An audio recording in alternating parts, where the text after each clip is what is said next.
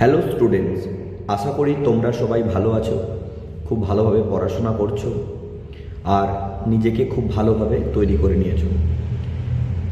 কাল বাদ দিয়েই পরশু অর্থাৎ রবিবার বাদে সোমবার 2 তারিখ ফেব্রুয়ারি মাস মাধ্যমিক পরীক্ষা। সামনেই পরীক্ষা, তাই একটু চিন্তা তো হবেই যে কিভাবে লিখব। প্রথম বোর্ড এক্সাম, বাইরের স্কুলের পরীক্ষা, একটু টেনশন তো হচ্ছেই, তাই না? তাই সেই সমস্যার সমাধান এবং বায়োলজিতে, বিশেষ করে জীবন বিজ্ঞানে, লাইফ সায়েন্সে কী করে নাম্বার ইনক্রিজ করা যায় সেই কিছু নিয়েই আজকের এই ভিডিও। নমস্কার, আমি কল্যাণ ঘোষ। বিগত 4 বছর আমি ক্লাস 9-10-এর লাইফ সায়েন্স এবং 11 ও 12-এর বায়োলজি ও নিউট্রিশন পড়াই। এই 4 বছরে ক্লাস 10-এর মাধ্যমিকের অনেক ক্যান্ডিডেটই আমার কাছ থেকে 100-100 পেয়েছে। প্রতি বছরই ওরা ভালো রেজাল্ট করে, 90-এর উপরে অনেক নাম্বার পায়। তাই কিভাবে পরীক্ষায় লিখলে ভালো নাম্বার আসে, বাচ্চারা কোন কোন জায়গায় ভুল করে যে কারণে ওদের নাম্বার কাটা যায়, সেটা নিয়ে আজকে আমরা আলোচনা করব। প্রথমেই বলি, ঘাবড়ানোর কোনো কারণ নেই, চিন্তা করারও কোনো কারণ নেই। প্রথমবার বোর্ড এক্সাম, সবারই একটু টেম্পটেশন কাজ করে, ভয় কাজ করে। এতে কিচ্ছু সমস্যা হবে না, সব ঠিক হয়ে যাবে, সমস্ত কিছু খুব ভালোই হবে। যদিও আমাদের জীবনবিজ্ঞান পরীক্ষার একটু পিছনের দিকেই হয়, তাও তোমরা বাংলা ইংরাজি এসব পরীক্ষা আগে দেবে। তাও আমি আর একবার তোমাদেরকে বলে দিচ্ছি, এরকম একটা অ্যাডমিট কার্ড তোমাদের কাছে অলরেডি আছে।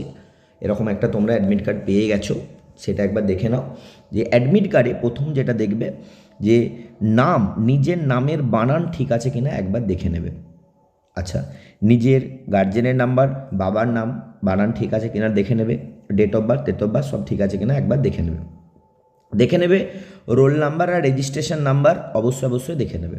কিন্তু একটা জিনিস খুব ভালো করে খেয়াল রাখবে যে রোল নাম্বার আর রেজিস্ট্রেশন নাম্বারের ক্ষেত্রে রোল আলাদা, রেজিস্ট্রেশন নাম্বার আলাদা, এটাও যেন একটু মাথায় থাকে। এই যে রোল, এটি আলাদা, আর রেজিস্ট্রেশন নাম্বার, সেই নাম্বার এটা কিন্তু আলাদা। তার রোল আলাদা, নাম্বার আলাদা, এটা কিন্তু আলাদাভাবে থাকতে হবে। আর রেজিস্ট্রেশন নাম্বার এটা কিন্তু আলাদা। কেন বললাম? কারণ এটা হয়ে দেখে নেওয়ার পর তোমাদের কাছে যে খাতাটা দেবে, সেই খাতাটা একবার দেখে নাও। এরকম একটা সুন্দর খাতা তোমাদেরকে দেওয়া হবে। এই খাতাটা এরকম থাকবে, যেখানে প্রথমেই সব কিছুর আগে তোমাদেরকে কমপ্লিট করতে হবে ধীরে ধীরে। এটা এই যে সেকেন্ডারি এক্সামিনেশন 2026 2026-এ পরীক্ষা দিচ্ছ, এটা একটু প্রথমে ফিল আপ করে নেবে। এখানে সাবজেক্ট লিখে নেবে, লাইফ সায়েন্স লিখে নেবে, নিজের নাম লিখবে খুব ভালোভাবে। আর রোল আলাদা, নাম্বার আলাদা, এটা একটু ভালোভাবে খেয়াল করে লিখবে। সঙ্গে রেজিস্ট্রেশন নাম্বারটা খুব ভালোভাবে দেখে লিখবে। আর এখানে আমরা কোন ভাষাতে লিখব, ল্যাঙ্গুয়েজ কোনটা, সেটা কিন্তু আমরা একটু দেখে নেবো। আমরা বেঙ্গলিতে লিখছি, তাহলে এখানটা আমাদের বেঙ্গলি কিন্তু হবে, ঠিক আছে? এইটাই কিন্তু আমাদের এখানটা চেক করে নিতে হবে। বাকি এখানে তোমাদের আর কোনো কাজ নেই, বাকিটা খুব সুন্দর করে দেখে একদম সম্পূর্ণ করে নেবে। এখানে টোটাল সিগনেচার যা আছে স্যারেরা কিন্তু দেখে নেবেন। এই হচ্ছে খাতা, এটা তোমাদেরকে সুন্দর করে কমপ্লিট কিন্তু করতে হবে।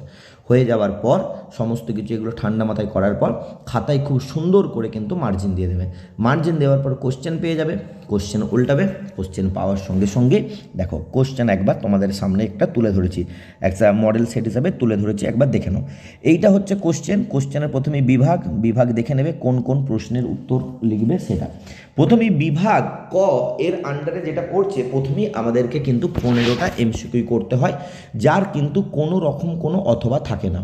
তবে এখানে একটা বিষয় প্রতিটা ছেলের মাধ্যমেই কাজ করে, বা প্রতিটা ছেলে একটা ভুল করে, যে আমাদের জীবন বিজ্ঞানের ক্ষেত্রে বিশেষ করে এইখানে লাইনটা কিন্তু একটু ভালো করে মন দিয়ে পড়ো। কি লেখা আছে না, লেখা আছে এটাই যে প্রতিটি প্রশ্নের, দেখো লেখা আছে প্রতিটি প্রশ্নের সঠিক উত্তর নির্বাচন করে তার ক্রমিক সংখ্যা সহ বাক্যটি সম্পূর্ণ করে লেখো। শুধুমাত্র উত্তরটা লিখে দিয়ে চলে এলেই কিন্তু হবে না। আরও একবার বলছি, পূর্ণ বাক্যে উত্তরটা লিখতে হবে। যেমন প্রথম প্রশ্নটা যদি আমরা করি, তাহলে আমরা খাতায় কি লিখব, উত্তরটা ইন্ডিয়ান টেলিগ্রাফিক উদ্ভিদের পার্শ্বপর্তকের অবশ্যই দেখো পর্যায়ক্রমিক ওঠানামা হলো এক প্রকারের ড্যাশটা দেওয়ার পর ক্রমিক নাম্বারটা লিখতে হবে বাক্যটা সম্পূর্ণ করে, তারপর উত্তরটা লিখতে হবে। কেমন? এই রকমভাবে শুধু উত্তরটা লিখে দিয়ে চলে এলাম দাগ নম্বর দিয়ে, এখানে কিন্তু লেখাই আছে বাক্যটি সম্পূর্ণ করে লেখো, সেখানে কিন্তু নাম্বার কাটার একটা সম্ভাবনা থেকেই যায়। ভৌত বিজ্ঞানে হতে পারে, ভূগোলে হতে পারে যে শুধু দাগ নম্বর দিয়ে ক্রমিক সংখ্যাটা উল্লেখ করে উত্তরটা লিখে দিলেই নাম্বার দেওয়া যাবে, কিন্তু জীবন বিজ্ঞানের ক্ষেত্রে এটা হয় না। এরকমভাবে পর পর 15টা প্রথমে কিন্তু করবে, খুব সুন্দর করে, পর পর করবে। আরও একবার বলছি, সম্পূর্ণ বাক্যটা সম্পূর্ণ করে লিখবে, পূর্ণ বাক্যে উত্তর লিখবে, সঙ্গে ক্রমিক সংখ্যা দিয়ে কিন্তু লিখবে। 2 নম্বর বিভাগ ক্ষয়েতে আমরা চলে আসবো। বিভাগ ক্ষয়েতে দেখো আরেকবার এখানে লেখা আছে শূন্যস্থান পূরণ, এখানেও তাই অবশ্যই শূন্যস্থানটা সম্পূর্ণভাবে বাক্যটা লিখে এখানে উত্তর লিখতে হবে। বাক্যগুলোকে কিন্তু সম্পূর্ণ করে লিখতে হবে, না হলে কিন্তু হবে না।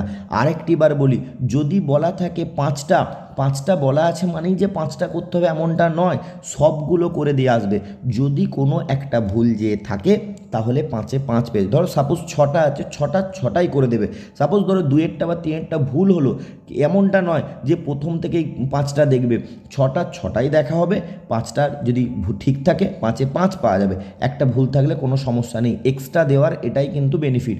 অবশ্যই অথবাগুলো এক্সট্রাগুলো সব কিন্তু করে দিয়ে আসবে, অবশ্যই এখানটায় আছে। ঠিক সেরকমই সত্য মিথ্যার ক্ষেত্রেও সেই একই জিনিস। এখানে আমি একটা জিনিস বলি, ঠিক আছে, ভূগোলে শুদ্ধ অশুদ্ধতাকে সু অ লিখলেই হয়ে যায়, আমাদের জীবন বিজ্ঞানে কিন্তু সেটা হবে না। আমাদের জীবন বিজ্ঞানে সত্য মিথ্যা এরকমভাবে পুরোটা লিখতে হবে। যদি অ এরকমভাবে শর্ট ফর্মে লিখে দিলে ভূগোলের মতো, তাহলে কিন্তু নাম্বার কেটে দেবে জীবন বিজ্ঞানে সত্য মিথ্যা লিখতে হবে। শুধু তাই নয়, সত্য মিথ্যার ক্ষেত্রে বাক্যটা সম্পূর্ণ করে লেখাটাই ভালো। অনেক স্কুল টিচার আছেন, জিজ্ঞাসা করবে তোমাদের যারা চেনা পরিচয় আছে ওনাদেরকে স্যারেদেরকে জিজ্ঞাসা করবে তোমরা যে ওখানে কিন্তু বাক্যটা অবশ্যই সম্পূর্ণ করেই লিখতে হয়। ওনাদেরকে একবার জিজ্ঞাসা করে নেবে তোমরা, বাক্যটা কিন্তু সম্পূর্ণ করে, যদি বাক্যটা সম্পূর্ণ হওয়ার পরে এরকম একটা ছোট্ট বক্স করে কী হবে, সত্য না মিথ্যা, ছোট্ট বক্স করে সত্য না মিথ্যা এরকম করেই কিন্তু লেখাটাই ভালো। অনেকে কি করে, শুধু উত্তর লিখে চলে আসে। তবে আমার যেটা পার্সোনালি মনে হয়, বাক্যটা লিখে তার শেষে সত্য বা মিথ্যা লিখে বক্স করে ঘিরে দিয়ে আসাই ভালো। পরের স্তম্ভ মেলানো, অনেকে কি থাকে, স্তম্ভ এ আর স্তম্ভ বি পরপর লিখে দেয়, দিয়ে বাচ্চা ছেলেদের মতো কি করে, এরকম করে কাটাকুটি করে দাগ দেয়। না, এরকম করে কিন্তু না, বিষয়টা মোটেও এরকম না। কি করতে হবে এটাই যে প্রথমে স্তম্ভ এটা লিখে নিতে হবে। স্তম্ভ এ লেখা হলো, স্তম্ভ এ লেখার পরে এই দিকে আমরা কি লিখব, এই দিকে লিখব স্তম্ভ বি। প্রথমেই আমরা পরপর স্তম্ভ এর যা আছে পরপর লিখে নেওয়ার পর আমরা এখান থেকে একটা তীর চিহ্ন কিন্তু দেবো, হয়েছে, এখান থেকে একটা তীর চিহ্ন দেবো, দেওয়ার পরে এই ডান দিকে যে আমরা উত্তরটা লিখব। যেমন এখানে উত্তরটা হবে জি দিয়ে উত্তরটা লিখব। আবার দেখো এখান থেকে আবার একটা তীর চিহ্ন দেবো, ছোট করে তীর চিহ্ন দিয়ে, এরপরেই যা উত্তরটা হবে অসম্পূর্ণ প্রকটতা যদি এখানটায় হয়, তাহলে অবশ্যই যেমন উত্তর হবে ই, সেই উত্তরটা যখন ই হবে ইটা লিখে দেবো। পাশাপাশি এরকম কাটাকুটি এরকম লাইন যেন কোনো কিছু না থাকে, হয়েছে, এটা কেন কমপ্লিট করতে হবে। তারপরে দেখো বি সাদৃশ্য শব্দ, এটাকেও পূর্ণ বাক্যে লিখতে হবে যে বি সাদৃশ্য শব্দটি হলো ড্যাশ দিয়ে উত্তরটা কিন্তু এখানে লিখে দিয়ে আসতে হবে, এরকম কিন্তু আছে। আচ্ছা, এখানে যদি ইজ টু দিয়ে কোশ্চেনটা তাই, তাহলে এরকমভাবে লিখতে হবে। এমনকি সবথেকে যেটা একটু বাচ্চাদের কেমন লাগে, সেটা হচ্ছে 4টি একটা বিষয়ের মধ্যে অন্তর্গত, ওটার ক্ষেত্রেও বাক্যটা সম্পূর্ণ করে লিখতে হবে যে নিচের এই 3টির মধ্যে একটি বিষয়ের অন্তর্গত যেটা, সেই বিষয়টি হলো দিয়ে যেই উত্তরটি হবে সেটা। যেমন এখানে যে বায়োস্ফিয়ার রিজার্ভ, ঠিক আছে, লিখতে হবে যে ট্রানজিশন অঞ্চল, কোর অঞ্চল, বাফার অঞ্চল, এই 3টি বিষয় বায়োস্ফিয়ার রিজার্ভের অন্তর্গত। এরকমভাবে বাক্যটা সম্পূর্ণ করে লিখতে হবে, তবেই কিন্তু পুরো নাম্বার পাওয়া যাবে, না হলে কিন্তু পাওয়া যাবে না। আরও একবার বলছি, একবার চেক করে নাও। এমসিকিউ এর ক্ষেত্রে কী হবে, বাক্যটা সম্পূর্ণ করে লিখতে হবে। হবে, অবশ্যই শূন্যস্থানের ক্ষেত্রেও তাই, শূন্যস্থানটা কমপ্লিট করতে হবে, বাক্যটা সম্পূর্ণ করে লিখতে হবে, না হলে কিন্তু সেখানে হবে না। আচ্ছা, এখানেও সত্য মিথ্যার ক্ষেত্রে সত্য মিথ্যা লিখতেও পারো, কোনো স্যার নাম্বার দেয়, তবে আমাকে যদি ব্যক্তিগতভাবে বলো তাহলে আমার ওপিনিয়ন এটাই যে বাক্যটা লিখে পরে সত্য না মিথ্যা লিখে বক্স করে ঘিরে দেওয়াটাই ভালো, ঠিক আছে এটা। আর স্তম্ভ মেলানো অবশ্যই প্রথমে বাঁ দিকে স্তম্ভ এ লিখে নেবে, দিয়ে তীর চিহ্ন দিকে স্তম্ভ বি এর কোন উত্তরটা হচ্ছে পাশাপাশি লিখে দেবে, এটাই সব থেকে কিন্তু ভালো হবে। আর এখানে যা আছে সেরকম, আর বিসাদৃশ্য শব্দটা লিখতে হবে, বিসাদৃশ্য শব্দটি হলো যে ড্যাশ দিয়ে সেটা, ঠিক আছে। আর এইটা চারটে একটা বিষয়ের মধ্যে অন্তর্গত, ওটাকেও কিন্তু গুছিয়ে সুন্দরভাবে কমপ্লিট সেন্টেন্সে লিখতে হবে। এই হচ্ছে টোটাল এমসিকিউ আছে 36 নম্বর, এরকমভাবেই কমপ্লিট করতে হবে। তারপরে যেটা আছে সেটা হচ্ছে বিভাগ গ। বিভাগ গয়েতে আমাদেরকে যেটা করতে হবে সেটা কি আছে, বিভাগ গয়ে সমস্ত কিন্তু 2 মার্কসের কোশ্চেনগুলো এখানটাতে আছে। 2 মার্কসের কোশ্চেনের আমাদেরকে কটা করতে হবে না 12টা করতে হবে। কোশ্চেন কটা দেওয়া থাকবে 17টা, 17টার মধ্যে 12টা করতে হবে। আগে সব থেকে ভালো যেটা উপায়, কোন 12টা তুমি পাচ্ছ সেটা কিন্তু একবার দেখে নাও, কোন 12টা তুমি সব থেকে ভালো আনসার লিখতে পারবে।